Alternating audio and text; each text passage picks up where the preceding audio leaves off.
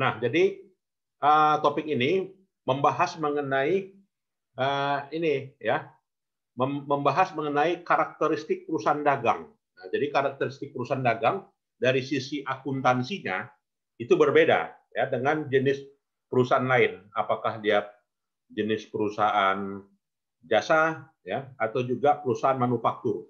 Nah, akuntansinya pun ada. Nah, jadi ada karakteristik khusus, nanti akan terlihat di mana sih bedanya antara jasa, dagang, dan manufaktur dari sisi akuntansinya. Nah, itu ya. Dan juga nanti kita lihat ya, bagaimana sistem pencatatan, ya, record, ya, sistem pencatatan akuntansi ya untuk sistem persediaan. Ya, jadi nanti ada namanya perpetual system, ada namanya periodical system. Nah, jadi perpetual dan juga periodical itu adalah sistem pencatatan akuntansi. Kalau katanya sistem penilaian itu berbeda ya dengan sistem pencatatan, Bapak Ibu ya.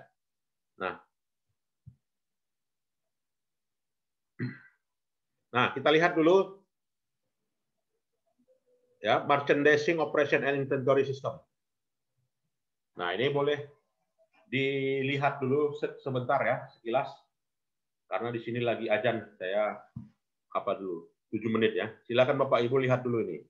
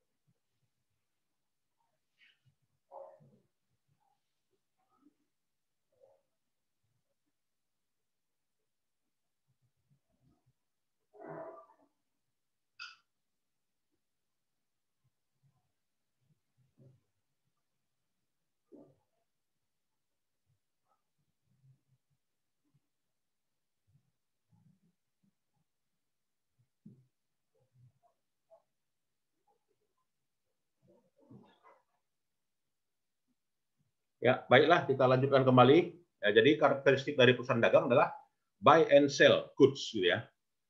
Beli dan juga jual barang. Ya. Jadi jual beli dan beli ini meliputi mulai dari wholesaler, retailer sampai pada consumer, gitu ya. Nah ini polanya. Jadi menimbulkan apa yang dikatakan dengan sales revenue. Jadi dari pedagang besar ke pedagang retail sampai pada konsumen. Nah, jadi di sini pada perusahaan dagang, Bapak Ibu, itu ada yang dikatakan dengan istilah yang paling khusus gitu ya. Namanya cost of goods sold. Nah, ya cost of goods sold itu apa? Harga pokok penjualan, HPP kata orang ya. Jadi harga pokok penjualan itu adalah total biaya penjualan ya dalam satu periode. Total biaya penjualan barang dagangan dalam satu periode. Itu namanya cost of goods sold. Jadi sales revenue dikurangi dengan cost of goods sold dikatakan dengan laba kotor atau disebut dengan gross profit. Gross profit dikurangi dengan operating expense dikatakan dengan laba bersih atau rugi bersih. Nah, jadi inilah karakteristik khusus dari perusahaan dagang, Bapak Ibu ya. Nah, bedanya dengan jasa, kalau dia jasa itu hanya menjual jasa ya, perform service. Sedangkan dagang, receive cash, buy inventory. Nah, itu. Alirannya, ya jadi di situ untuk menentukan apa yang dikatakan dengan cost of good available for sale, artinya harga pokok barang yang siap dijual, itu ditentukan dari variabel apa yang dikatakan dengan persediaan barang dagangan awal, kemudian juga harga pokok pembelian, kemudian juga harga persediaan akhir, dan juga harga pokok penjualan. Jadi keempat inilah yang menentukan, gitu ya, yang menentukan dari cost of goods sold. Nah, perusahaan menggunakan perpetual inventory system dan periodic inventory system. Nah, ini sebenarnya apa ini? Apa yang dikatakan perpetual dan periodik? Nah, perpetual dan periodik ini, Bapak Ibu, itu adalah sistem pencatatan. Nah, jadi bedakan antara sistem pencatatan persediaan dengan sistem penilaian persediaan. Nah, itu ya, berbeda itu. Sistem pencatatan persediaan dengan sistem penilaian persediaan. Jadi kalau bicara dengan sistem pencatatan persediaan, yaitu perpetual inventory system dan juga periodical inventory system. Tetapi kalau misalnya penilaian persediaan, appraisal of inventory, itu ada namanya FIFO method, ya, first in metode penilaian berdasarkan FIFO, metode penilaian berdasarkan LIFO, metode penilaian berdasarkan rata-rata, metode penilaian berdasarkan pada apa misalnya ya harga pokok tertinggi dengan harga pokok terendah, gitu ya. Silakan. Kalau ada yang mau bertanya di pertengahan ya. Nah, jadi kita bahas dulu perpetual. Nah, jadi perpetual ini apa, gitu ya? Jadi perpetual ini menunjukkan ya harga masing-masing dari persediaan barang dagangan yang dibeli maupun juga dijual ya. Jadi catatannya itu berlangsung ya, artinya secara terus-menerus persediaan itu akan menunjukkan atau juga ditampilkan naik atau juga turunnya item-item dari persediaan tersebut. Nah, jadi setiap terjadinya penjualan maka dicatat berapa nilai jualnya dan berapa harga pokoknya. Nah, itu dia karakteristik dari perpetual system. Jadi perusahaan ya menggunakan harga pokok penjualan ini ya dari setiap peristiwa terjadinya penjualan. Jadi kalau ada 1000 penjualan, maka 1000-nya menampilkan berapa nilai jual, berapa harga pokok. Ya, itu ya setiap di input di jurnal. Ya, jadi jurnalnya bagaimana? Ya, jurnalnya nantinya nanti akan kita bahas ya. Nah, yang kedua, sistem pencatatan yang kedua adalah periodic system. Nah, jadi periodic system ini ya tujuannya apa? Ya, tujuannya adalah ya apa gitu ya? Sistem penilaian harga pokok yaitu yang tidak menunjukkan ya detail dari pencatatannya. Jadi hanya menunjukkan jumlahnya. Jadi harga itu ditentukan dari perhitungan. Jadi kalkulasinya adalah persediaan barang dagangan awal nilainya 100.000 ditambah pembelian bersih. Nah, antara persediaan barang dagangan awal ditambah pembelian dikatakan dengan barang yang siap dijual. Ya, dikurangi dengan persediaan akhir. Ya, dapatlah harga pokok penjualan, Bapak Ibu ya. Nah, inilah yang dikatakan dengan sistem periodik. Ya, artinya apa? Sistem periodik ini kuantitasnya, nilainya itu ditentukan setelah adanya cash of name. Nah, jadi sudah adanya turunnya inspeksi dari kantor pusat atau juga penilaian barang dagangan, gitu ya. Maka itulah dikatakan dengan metode periodik. Jadi dia nilainya dapat ditentukan ketika mau apa gitu ya, ketika mau tutup buku ya kan, atau mau menyajikan laporan keuangan, itu dia dikatakan periodik ya, karena harus ada inspeksi terlebih dahulu. Nah, artinya kalau perusahaan lebih banyak yang mana ini, Pak? Apakah dia perpetual system atau periodik? Kalau di pada umumnya gitu ya. Perpetual atau periodik, Pak, biasanya, Pak. Banyak periodik ya, Pak ya? Periodik ya, iya, Pak. Oh, banyak periodik ya dibanding perpetual ya. Kenapa? Iya. Alasannya? Mungkin karena lebih terinci itu deh, Pak. Jadi dia tahu berapa persediaannya, berapa yang dia mau jual, jadi total yang apa itu dia ketahuan gitu. Artinya jadi ini deh. Artinya mau global, Pak ya, harga pokok. Iya, Pak. Global, ya. Iya. Ya, jadi kalau misalnya periodik yang banyak, memang perusahaan itu harus diungkapkan di catatan atas laporan keuangannya. Artinya di not financial statement itu harus di-disclose bahwasanya perusahaan menganut metode pencatatannya adalah metode periodic system. Atau misalnya perusahaan menganut metode perpetual system. Nah, jadi memang kalau perpetual agak repot. Ya, karena satu persatu harus dirinci. Berapa nilai jual, berapa harga pokok.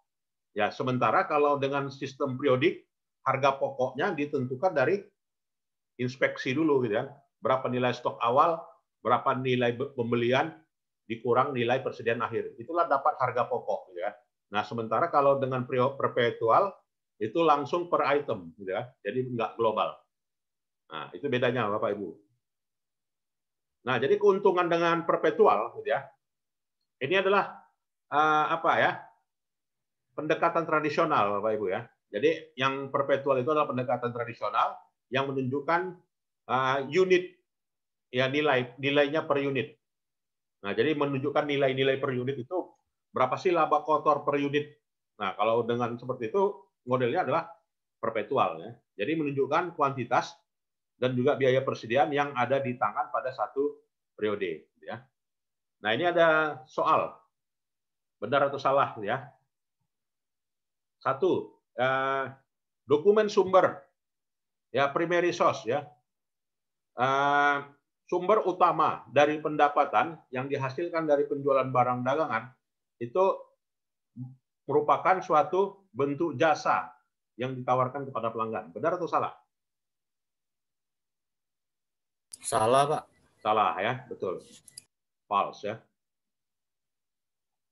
Kemudian the operating cycle service siklus operasi dari perusahaan jasa itu biasanya lebih pendek dibanding dengan perusahaan dagang. Benar atau salah?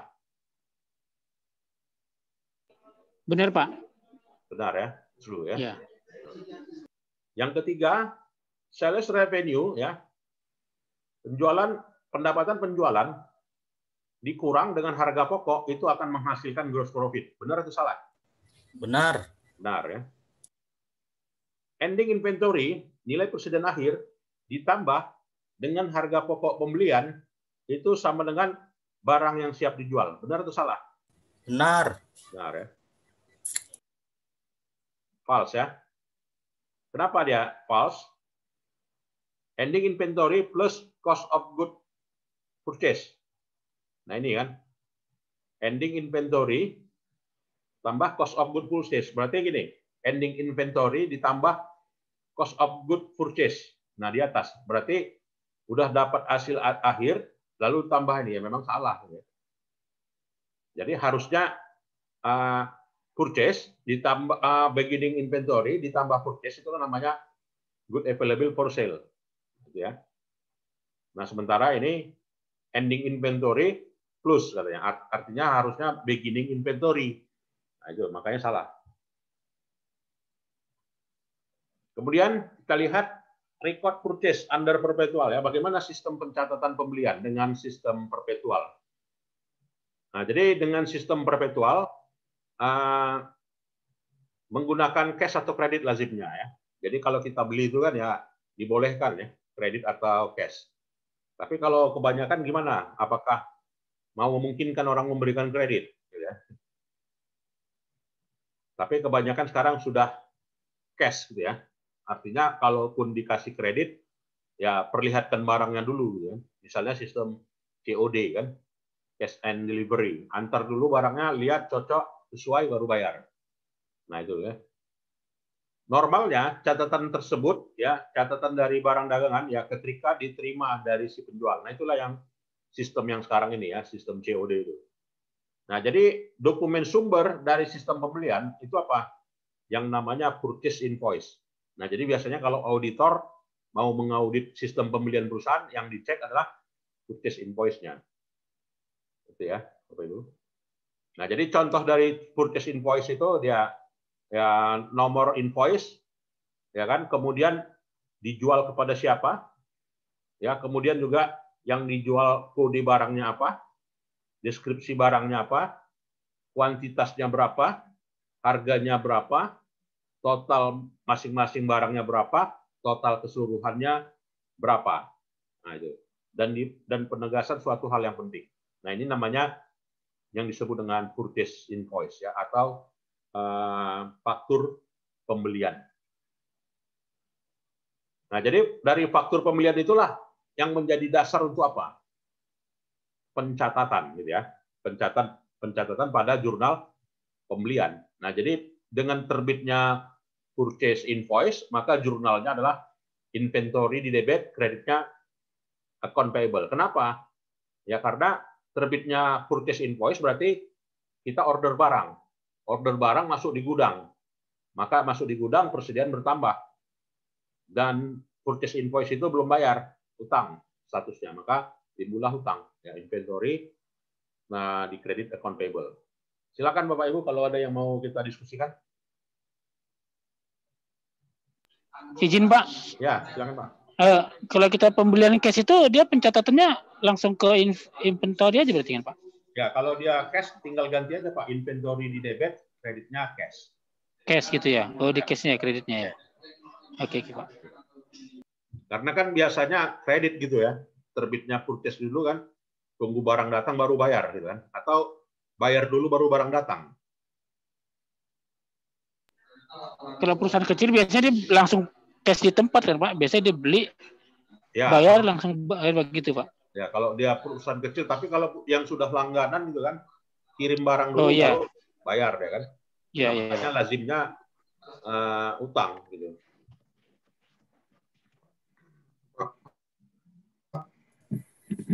Ya, kemudian juga freight cost. Apa ini freight cost? Ongkos angkut, biaya angkut gitu ya. Bukan beban angkut ya, tetapi biaya angkut. Nah, kenapa terminologinya cost? Kenapa bukan expense? Nah, kalau dari akuntansi udah pembahasannya ke situ gitu kan. Ya, kenapa dia biaya angkut? Kenapa bukan beban angkut?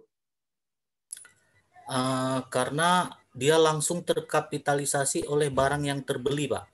Ya. Jadi dia bukan istilahnya berperiode seperti beban. Ya, artinya bukanlah dari suatu kegiatan operasional, ya, tapi langsung ditambahkan ya kepada harga pokok barang yang bersangkutan. Jadi kalau kita beli udah masuk ongkos angkut, udah dihitung all in. Ya, selalu masalahnya kalau penjual itu apa ya? Selalu penjual itu menyatakan barangnya beda dengan ongkos kirimnya katanya. Sebenarnya barangnya udah masuk dalam ongkos kirim.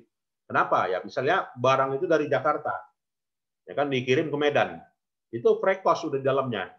Ketika misalnya dibeli itu, lalu mau diantar ke rumah, ya mau diantar ke rumah tambah ongkos kirim katanya. Nah, kalau dia ongkos kirim, ya sebenarnya freight cost ini dibebankan ya ketika dari retail, dari wholesaler ke retailer ya. Tetapi ketika dari retailer ke consumer, nah itu baru ongkos kirim lagi gitu ya. Ya, jadi sebenarnya freight cost itu adalah harga pokok pengiriman barang dagangan. Jadi harga pokok itu bisa berupa FOB shipping point atau juga FOB destination atau disebut dengan free on board.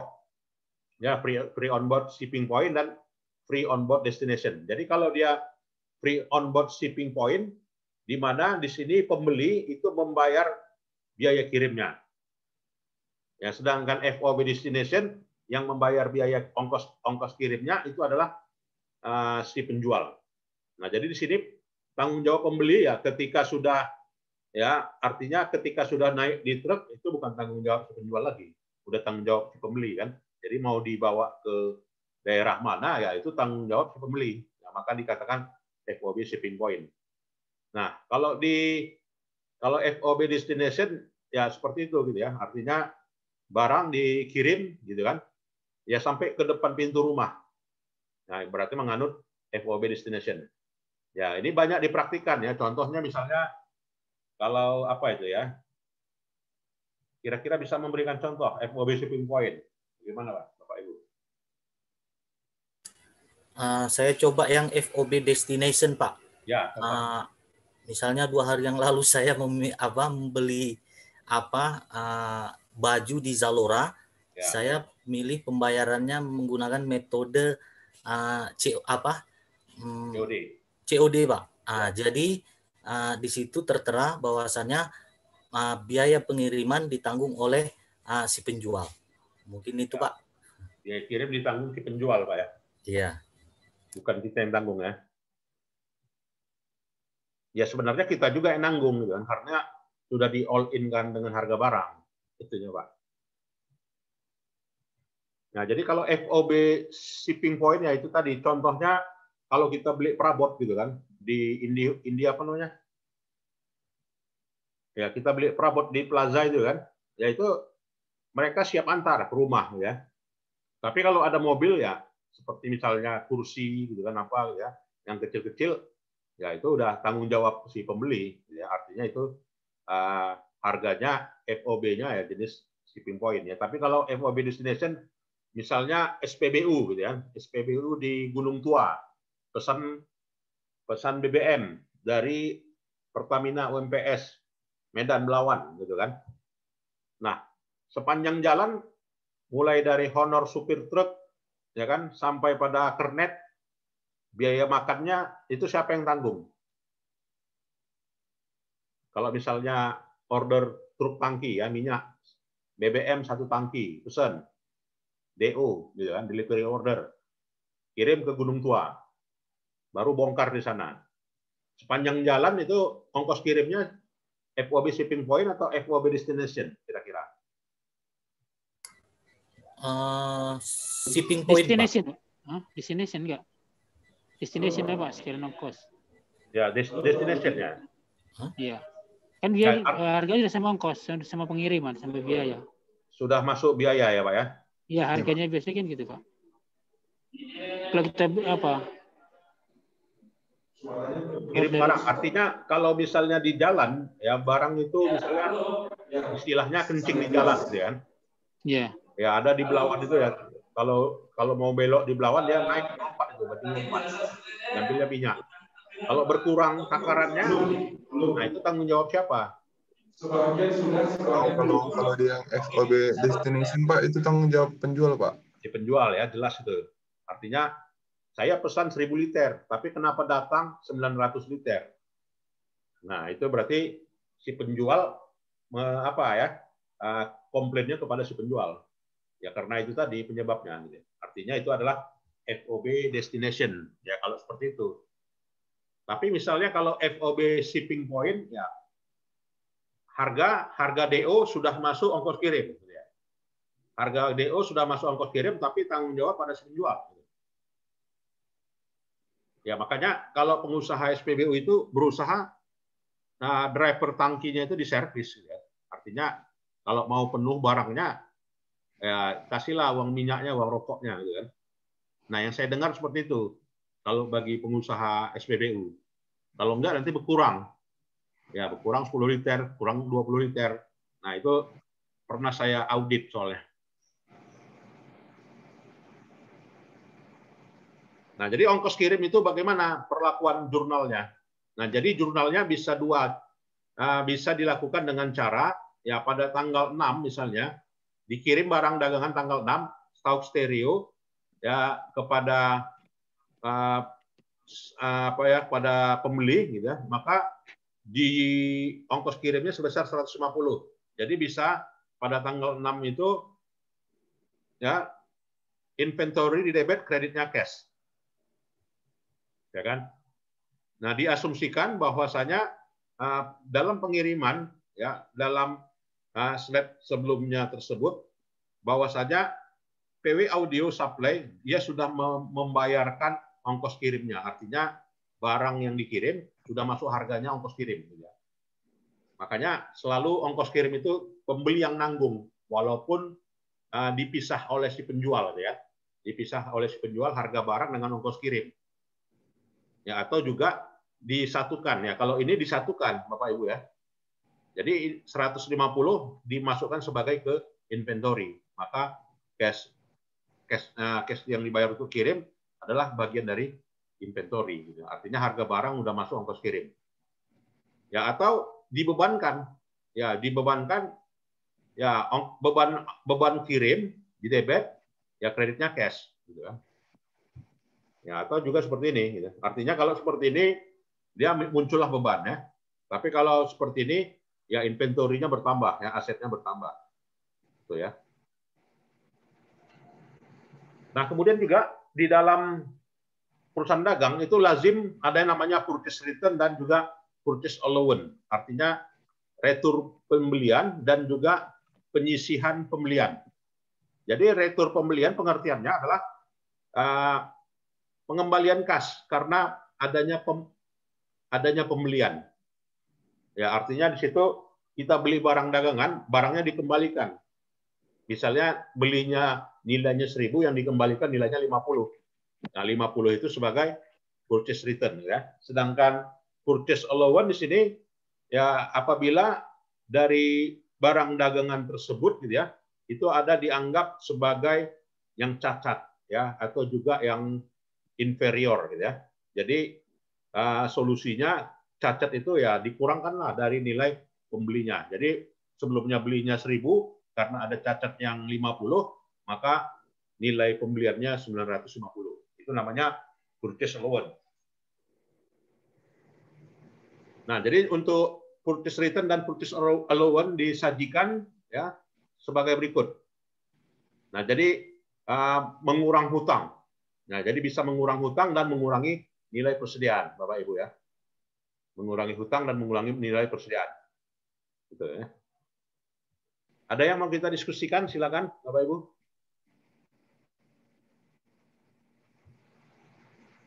Baik, kalau tidak ada, ini ada pertanyaan ya. Dalam sistem perpetual, gitu ya, itu ada retur barang disebabkan karena defektif, artinya karena rusak ya dari suatu pembelian. Maka dicatat sebagai apa itu?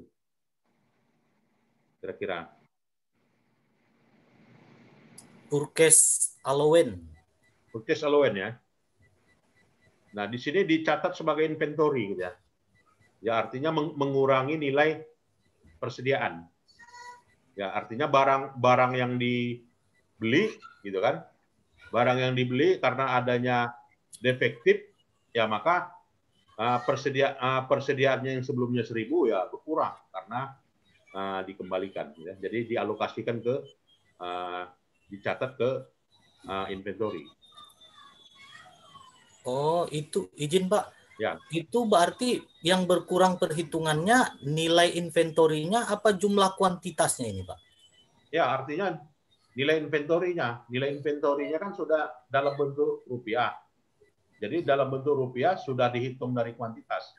Misalnya dikirim 1000 unit, yang rusak 5 unit. Nah, maka 5 unit tinggal dikalikan harga. Berarti kan rupiahnya, gitu, Pak. Oh iya. Nilai persediaan. Ya, kemudian juga diskon pembelian. Nah, ini di karakteristik perusahaan dagang ada namanya diskon pembelian. Jadi diskon pembelian karena apa? Karena ada credit term, kriteria kredit, di mana diberikan diskon ya karena pembayaran yang lebih awal, lebih dini, prompt payment. Keuntungannya adalah ya menghemat. Nah, pada perusahaan tertentu memang purchase diskon ini adalah sebuah peluang, ya sebuah peluang yang menguntungkan, gitu ya. Maka tak jarang auditor atau juga appraisal itu merekomendasikan kebijakan purchase diskon, gitu ya. Jadi purchase diskon ini penting, apalagi kalau dia perusahaannya dagang, gitu ya. Artinya bisa meningkatkan laba, ya, bisa meningkatkan laba dan juga bisa meningkatkan penerimaan kas, ya, disebabkan adanya pemanfaatan purchase diskon. Jadi terminologinya, kriterianya, syarat dan kondisinya dengan syarat misalnya 2/10 N/30. Itu maknanya 2/10 N/30 diberikan diskon 2% kalau dalam waktu 10 hari dibayar. Itu ya, dari pengiriman, dari pembelian. Misalnya belinya tanggal 1. Ya, belinya tanggal 1 bulan 11. Bayarnya tanggal 9 bulan 11. Maka si pembeli berhak mendapatkan diskon 2%. Tapi ketika si pembeli ya membayarnya pada tanggal 11 November 2020, maka si pembeli tidak mendapat potongan pembelian, dia bayar penuh. Nah, itu dikatakan dengan syarat dan kondisi 2/10 N/30. Nah, atau juga purchase diskon ini bentuknya 1/10 EOM, end of the month, gitu ya, pada akhir bulan. Jadi diberikan 1% diskon ya ketika transaksinya 10 hari bulan depan. Ya, 10 hari bulan depan ya. Artinya apa? Dengan syarat yang di atas dengan syarat yang di bawah, gitu kan? Itu menunjukkan dari sisi apa aja ya? Dari sisi penggunaan modal kerja, Bapak Ibu ya. Jadi ini dari sisi penggunaan modal kerja saja, artinya perusahaan akan lebih bernapas, ya kan? Kalau misalnya diberikan kesempatan ini, ya dibanding ini. Apalagi kalau misalnya perusahaan dagang kan dia tunggu barang terjual dulu, baru bisa bayar, gitu kan? Berarti kan modal kerjanya terbatas. Ya kalau seperti itu lebih cocok dia syarat yang 1/10 EOM. Tetapi kalau misalnya perusahaan dagang itu liquid, ya punya modal kerja yang banyak, gitu ya, maka lebih tepat memang syarat dengan kondisi 2/10 N/30. Artinya apa? Perusahaan yang punya modal kerja yang tinggi, gitu ya, itu lebih mendapatkan peluang diskon yang lebih besar, ya, dibanding dengan perusahaan dagang yang punya modal kerja yang lebih rendah, ya, yang terbatas. Nah, ini pengertiannya, Bapak Ibu ya. Banyak diterapkan ya. Artinya contohnya bagaimana nih kalau kita contohkan?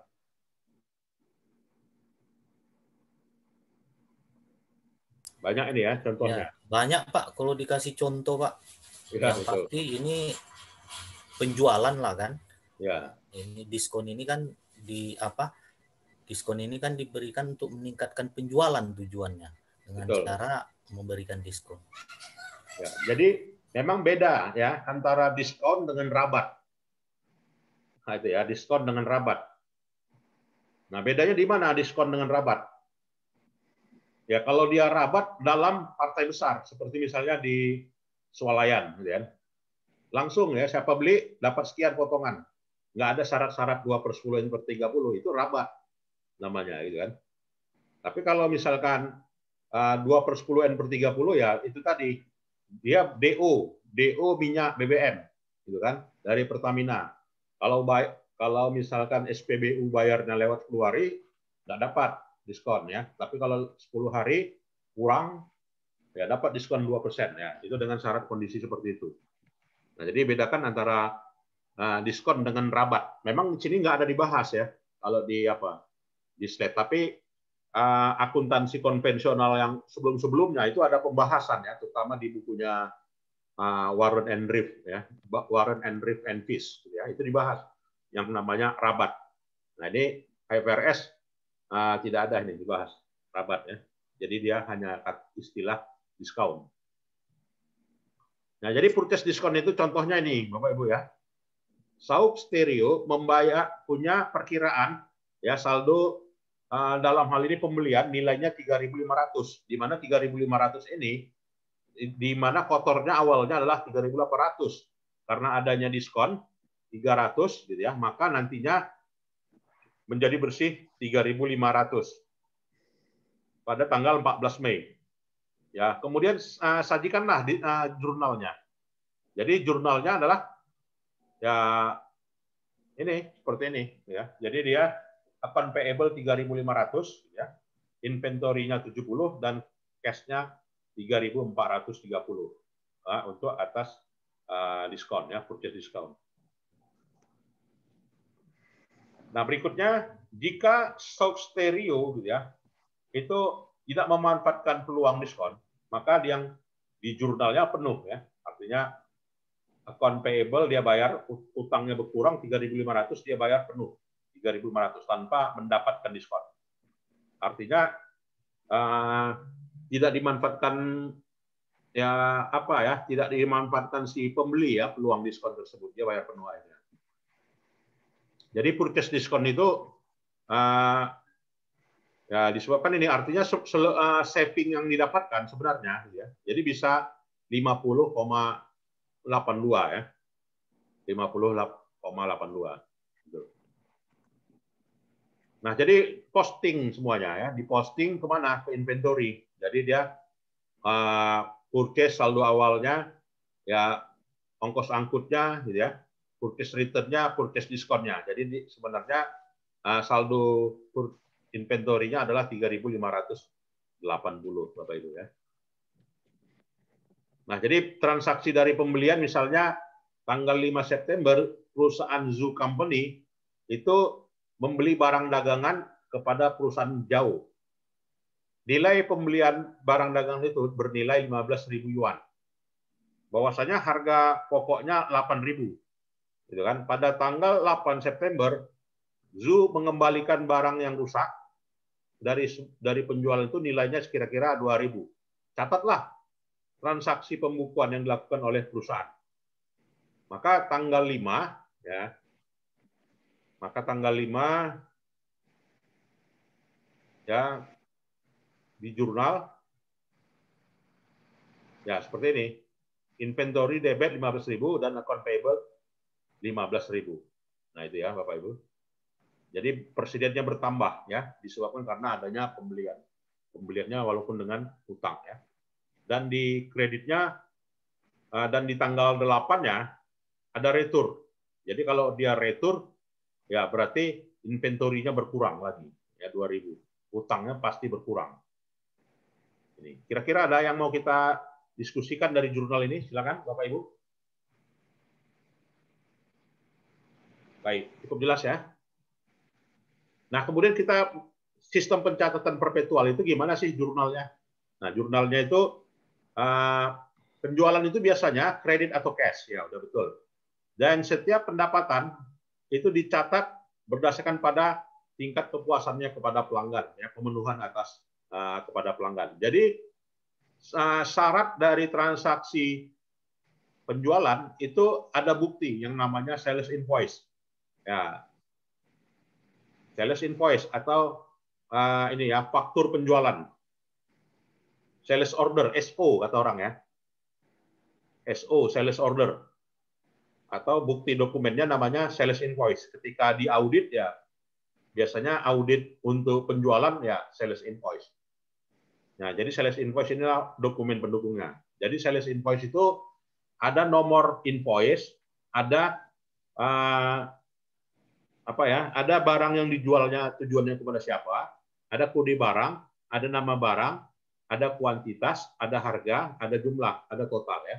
Ini namanya sales invoice atau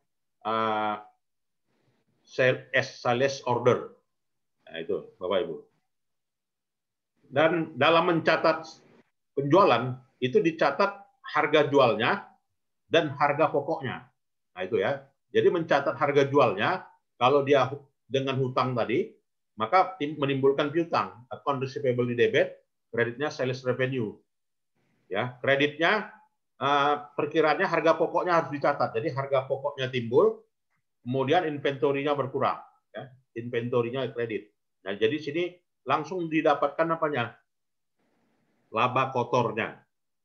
Nah, jadi laba kotor per item didapatkan kalau dengan sistemnya perpetual, Bapak Ibu ya. Nah, jadi setiap terjadi penjualan, dua ini langsung terlibat dengan perusahaan yang menganut metode perpetual method. Nah, jadi catatan penjualannya di jurnal ya, PW Studio misalnya menjual nilainya 3.800 pada tanggal 4 Mei. Nah, diasumsikan harga pokoknya 2.400. Nah, tinggal dijurnalkan saja ya. Account receivable di debit 3.800, kemudian di kreditnya revenue ya, sales revenue. Oke, 3.800. Kemudian dicatat cost of goods sold 2.400 dan di kreditnya inventory 2.400. Nah, ini jurnal perusahaan yang menganut metode perpetual, Bapak Ibu ya. Ada yang mau kita diskusikan? Silakan. Sedikit Pak. Ya Pak. Ini berdasarkan pengalaman juga. Biasanya kalau setahu saya, tapi tergantung perusahaan, jenis perusahaannya sih. Apalagi perusahaan yang menganut bahwa persediaannya merupakan langsung sebagai asetnya Pak ya. Seperti perusahaan misalnya seperti apa? Indomaret ataupun Supermart ya, begitu Pak ya. Jadi menarik kalau berbicara penjualan ini tidak terlepas yang namanya piutang. Ya. Di seni pencatatan akuntansi ini piutang itu ada yang namanya aging schedule yaitu pengklasifikasian umur piutang pada setiap akhir tahun, Pak. Ya, Pak. Itu mungkin Pak sedikit. Terima kasih. Ya. Jadi kalau dia umur piutang itu terkait pengelolaan cash flow gitu Pak ya. Artinya ya kalau misalnya cash flow-nya terjamin ya maka supaya terjamin ya, supaya tercapai laba kuartal gitu kan, atau tercapainya target penjualan bulanan ya maka harus dipelihara yang namanya ya aging schedule ya, artinya daftar umur piutang. Ya, sehingga dapat diketahui mana yang jatuh tempo 30 hari, mana yang jatuh tempo 60 hari, ya mana yang jatuh tempo maksimal 360 hari gitu kan. Ya tujuannya itu agar ya keselarasan ya cash flow-nya. Kalau nggak dilakukan ya maka ya bisa aja orang mau bayar akhir tahun gitu kan. Disebabkan karena tidak adanya penagihan ya, tidak ada manajemen utang, manajemen piutang. Nah, itu. Kemudian sales return and sales allowance. Nah, jadi sales return and sales allowance itu adalah kontra dari revenue. Ya, jadi kontra dari revenue. Jadi kalau revenue itu saldo normalnya di kredit, maka sales return and allowance itu saldo normalnya di debit. Ya. Jadi sales return and sales allowance itu tidak boleh dikurangkan langsung ke nilai penjualan. Ya. Jadi nilai penjualannya tetap disajikan nilai kotor. Ya, jadi jangan disajikan langsung ini nilai penjualannya udah dikurangi retur Pak. Nah, jadi memang harus dipisahin.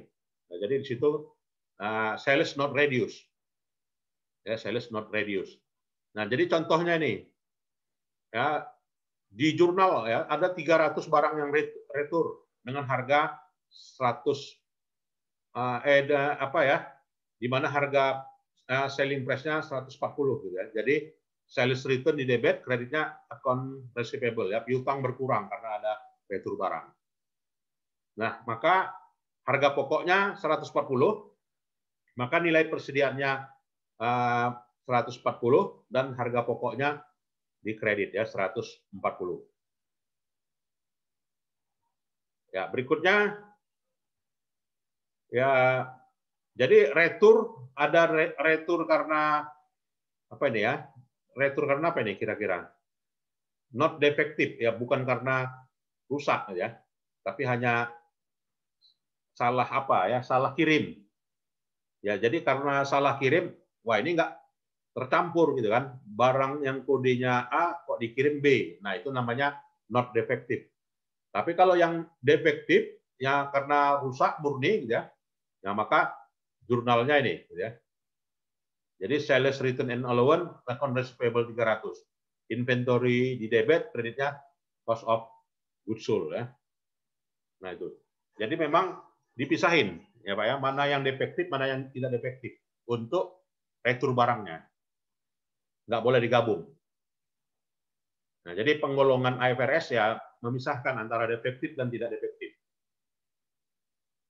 Gitu ya. Nah, ini ada pertanyaan, kira-kira apa jawabannya?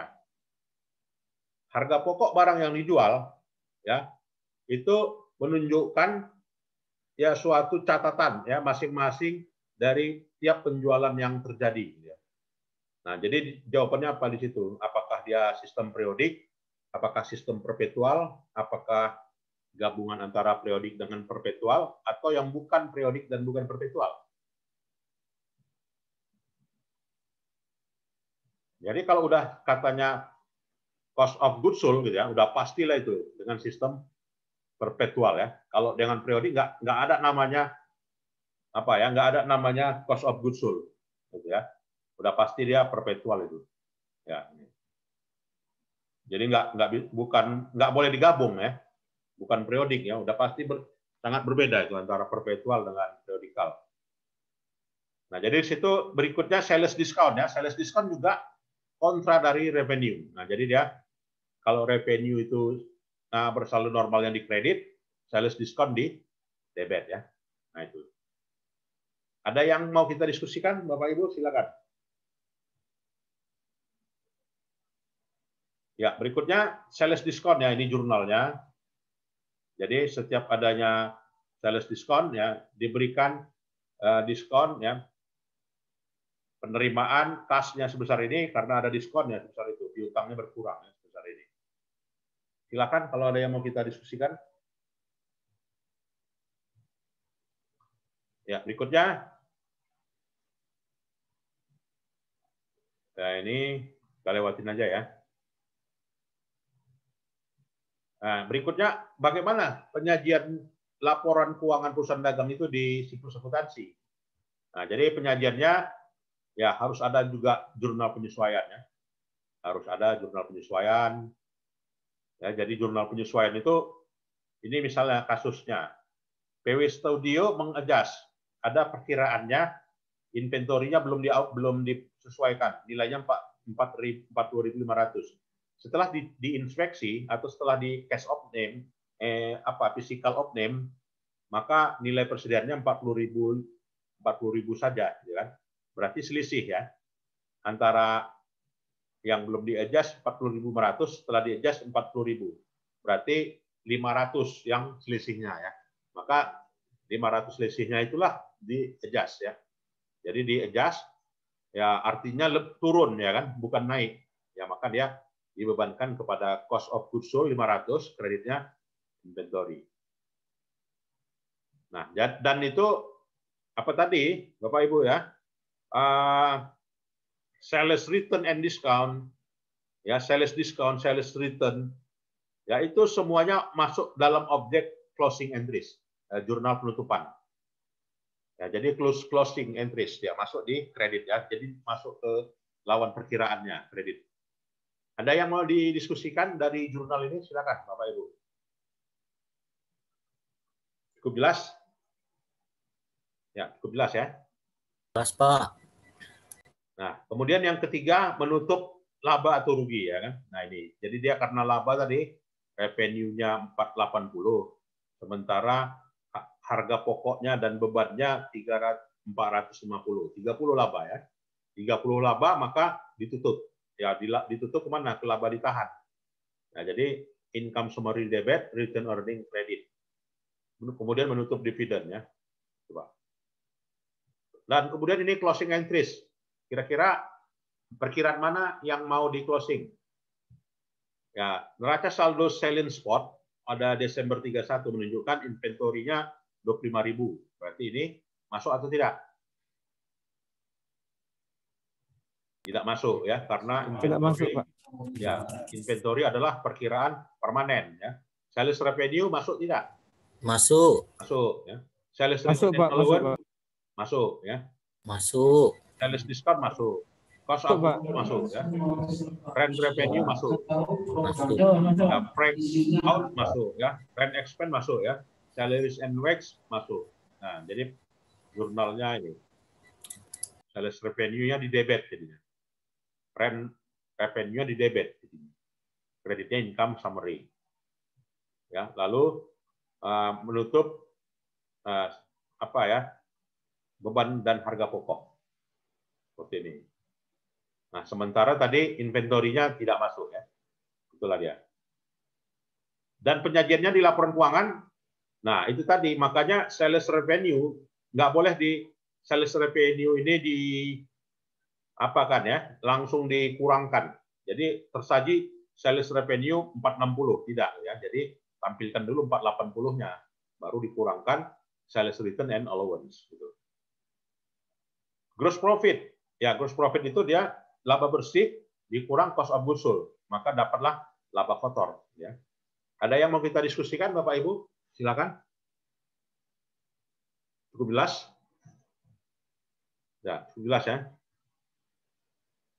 Nah, gross profit itu dalam bentuk persen ya. Jadi gross profit ini dianggap sebagai prestasi apa ya? Prestasi bagian penjualan biasanya ya. KPI-nya bagian penjualan. KPI-nya sales sebenarnya. KPI-nya manajer penjualan ya. Ya, KPI-nya manajer penjualan ditentukan dari gross profit rate. Nah, kemudian income statement. Jadi seluruh operating expense masuk ke sini. Nah, timbul pertanyaan. Ya, timbul pertanyaan. Kalau misalkan gaji bagian marketing masuk ke mana? Apakah masuk kepada cost of goods sold atau masuk kepada operating? Bisa diulangi, Pak? Coba, Pak. Kalau misalnya gaji upah marketing ya. Gaji bagian marketing, bagian penjualan. Apakah boleh masuk ke harga pokok atau masuk ke operating expense? Operating expense, Pak. Operating, Pak. Biaya Operating itu expense, Pak, ya? biaya operasi, ya. Operating expense ya, Biaya betul. operasi, ya. Ya, jadi biaya beban pemasaran itu beban terdiri dari dua, ya kan lazimnya, yaitu beban pemasaran dan beban operasi, kan gitu ya. Jadi dia masuk kepada beban operasi, nggak masuk harga pokok. Nah, sekarang timbul lagi pertanyaan. Ya, kalau misalnya perusahaan CPU, ya kan perusahaan CPU itu ada mandor kebun, upahnya kan itu gajinya. Mandor kebun itu masuk ke mana? Apakah masuk ke harga pokok atau masuk ke operating? Operating. Operating. Ada yang lain?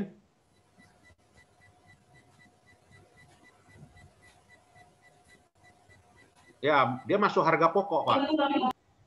Ya, kenapa masuk harga pokok gitu kan? Ya karena itulah tandan buah segar itu kan ditentukan dari salah satunya biaya tenaga kerja. Ya kan? Maka dia raw material ditambah biaya tenaga kerja ditambah biaya overhead. Nah, jadi biaya tenaga kerja dari tukang dodos itu sebagai harga pokok. Ya, jadi bukan beban ya.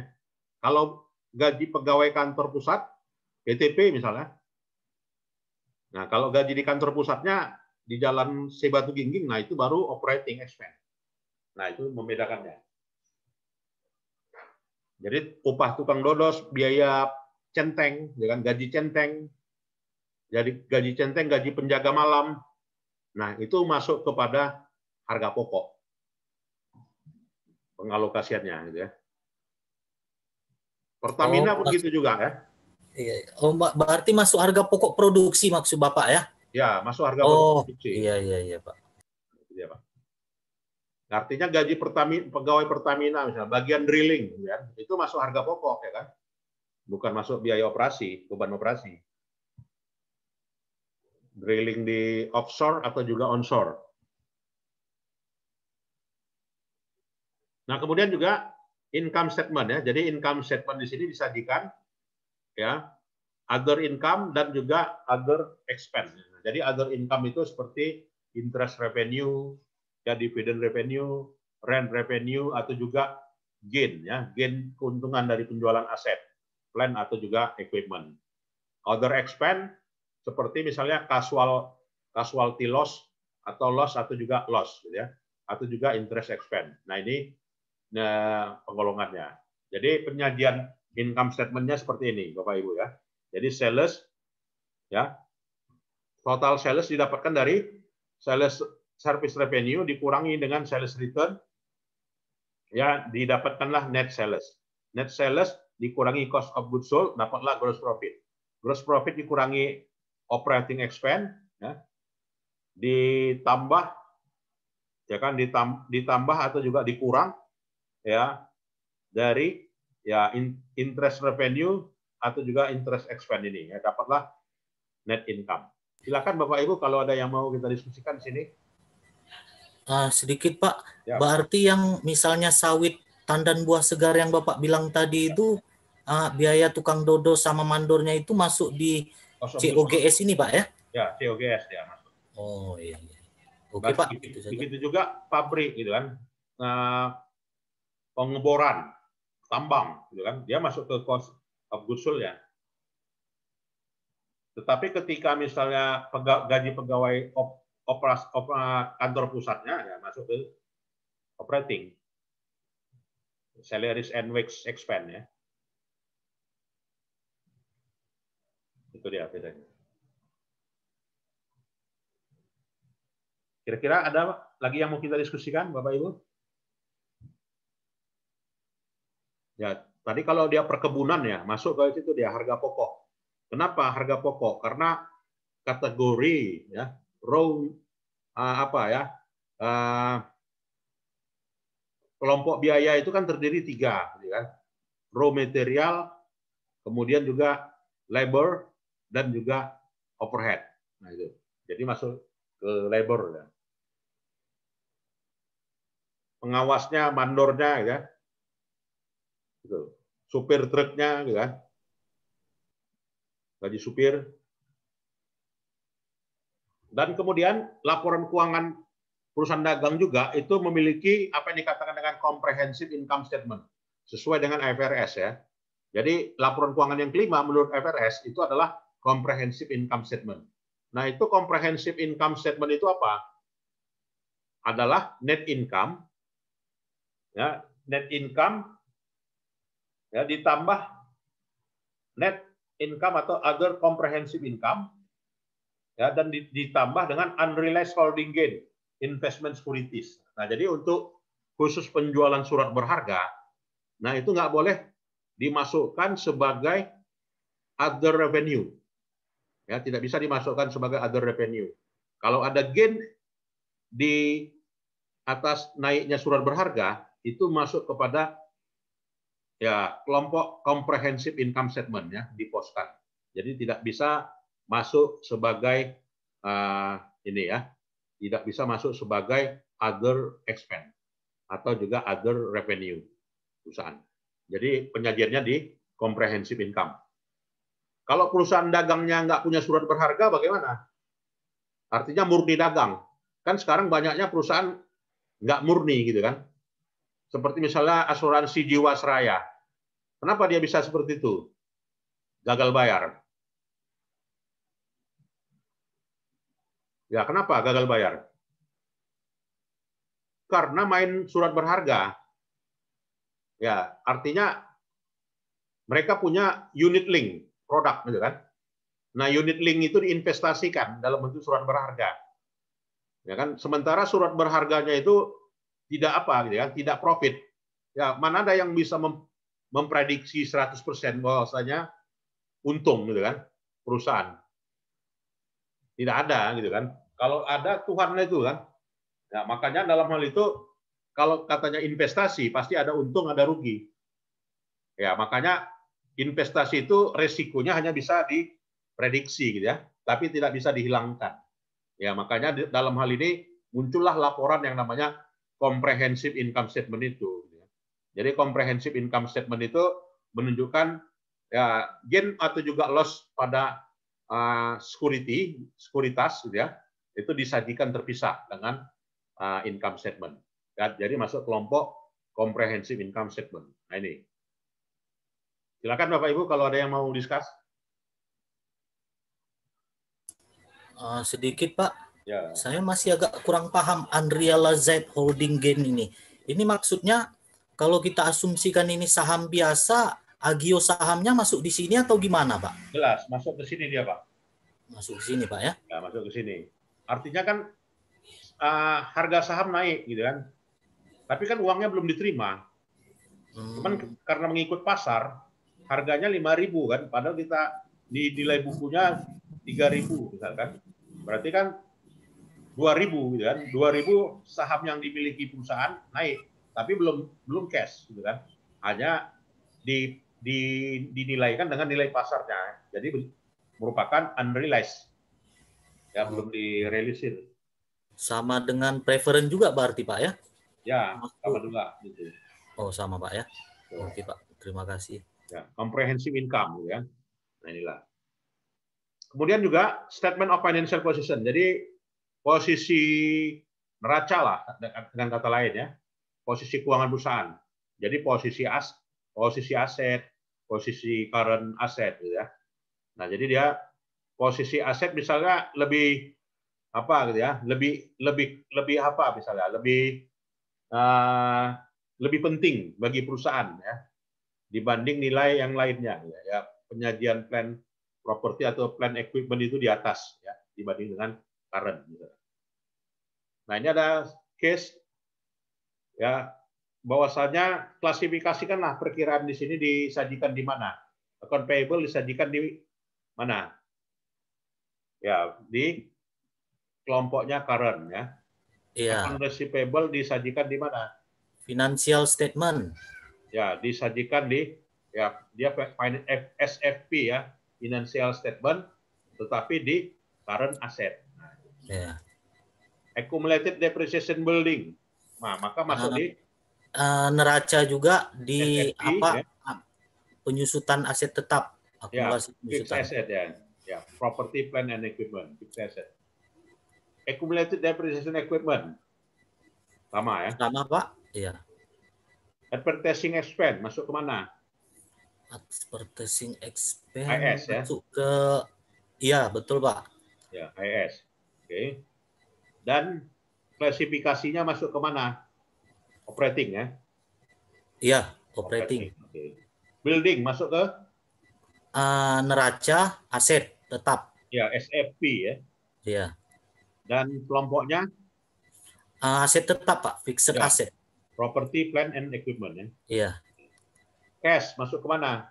Current asset neraca. Ya, SFP current asset ya. Depreciation expense masuk ke IS Pak. IS ya. Ya. Operating expense. Dividend masuk ke IS. Apa? Ya. RES ya. Artinya masuk ke ini ya, return earning. Return earning statement RES. Iya, EBIT. Ya. Jadi dia sebagai pengurang ya, dari return earning awal. Lah. Oke, ini bisa dibaca ya seterusnya ya. Silakan Bapak Ibu kalau ada yang mau kita diskusikan lagi. Nah, itulah kelebihan dari perusahaan dagang ya. Nah, ini ada resumenya. Kita lihat. Nah, ini. Jadi di dagang itu service revenue, sales return, allowance, sales discount, dan juga cost of goods sold. Jadi tampilnya seperti ini. Nah, di jasa nggak ada seperti itu, yang warna merah-merah itu. Ya, di jasa tidak ada. Di pabrik juga tidak ada. Di manufaktur, ya inventory itu bukan satu gitu kan. Kalau di dagang satu. Ya, kalau di manufacture itu 3 inventory-nya. Yaitu raw material pertama, work in process, kemudian finished good. Nah, itu kan. Jadi namanya inventory saja di sini, total. Jadi nggak ada yang namanya raw material, tidak ada work in process, tidak ada finished good. Nah, jadi yang gambar merah, yang warna merah inilah karakteristik unik dari merchandising company. Bapak Ibu ya. Silakan kalau ada yang mau kita diskusikan.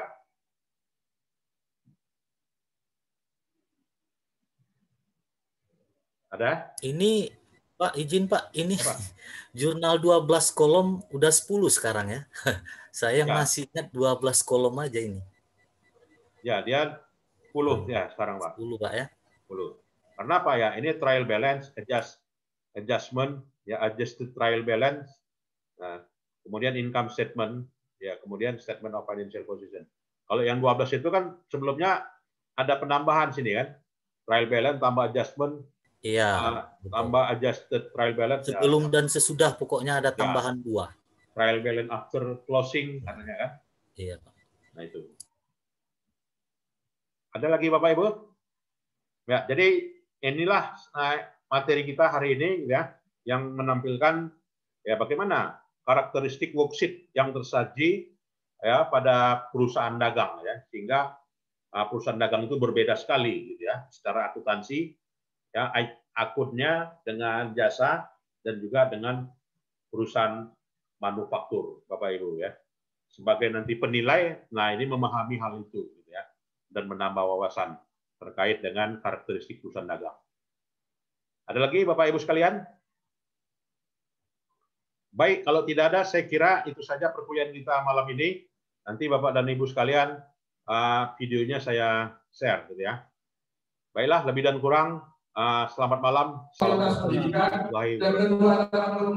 Waalaikumsalam. Terima kasih Pak.